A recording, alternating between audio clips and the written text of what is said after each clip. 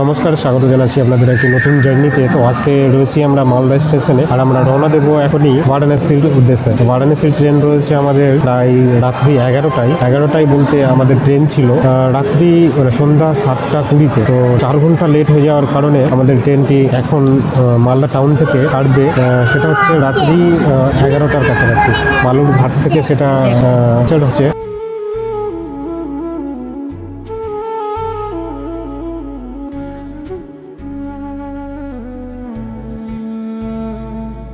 আমাদের ট্রেন ছিল সন্ধ্যে 7:20-তে, যে ট্রেনটা লেট হয়ে প্রায় 4 ঘন্টা লেট, এবং সেটা রয়েছে এখন 10:48। জানি না আর কত ট্রেন লেট হবে। তো এক্সপ্রেস রয়েছে 22:48, মানে 10:48। তো আমরা এখনো অপেক্ষা করছি মালদা স্টেশন, যেটা ওয়েটিং রয়েছে বাইরে এন্ট্রি করতে, সেখানে অপেক্ষা করছি।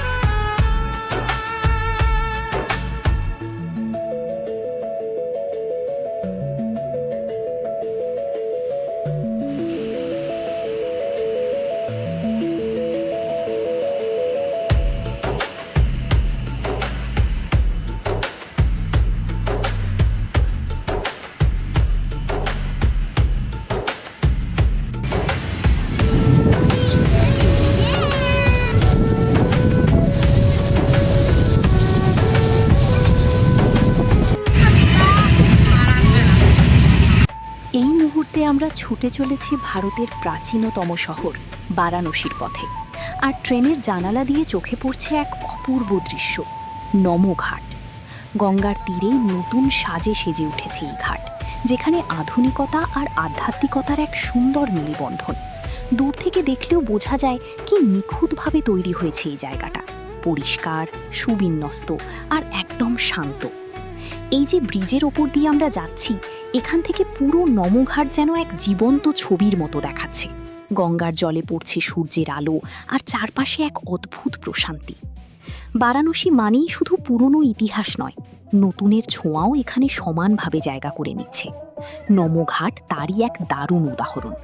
যদি কখনো এই পথে আসেন, ট্রেনের জানালা দিয়ে একবার এই দৃশ্যটা দেখতেই ভুলবেন না, কারণ কিছু মুহূর্ত শুধু চোখে নয়, মনে গেঁথে যায় চিরকালের জন্য।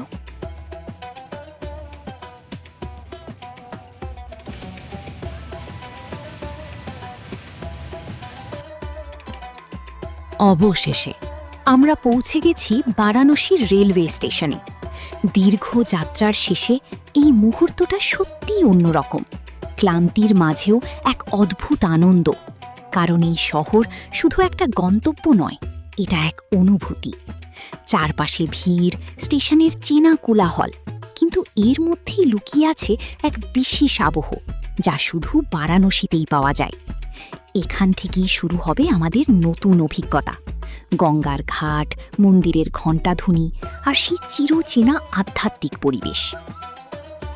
আমাদের অনেক খুশি রয়েছে, অনেক খুশি যে ডাইরেক্ট পৌঁছে গেছে ফাইনালি। আমার সময় অনেক খুশি। তো খেলা এখন ওর মা রয়েছে এখানে। আর চলো তাহলে এখান থেকে বেরিয়ে দেখি কোথায় গাড়ি পাওয়া যায়। আমরা ডাইরেক্ট এখন একটা হোটেল যাব, হোটেলে রুম নিয়ে ব্যাগ ট্যাগ রেখে তারপর আমরা পরে ডিসিশনটা নিচ্ছি যে কোথায় যাব। তো চলো দেখা হচ্ছে আমাদের রেলওয়ে স্টেশন থেকে বেরিয়ে।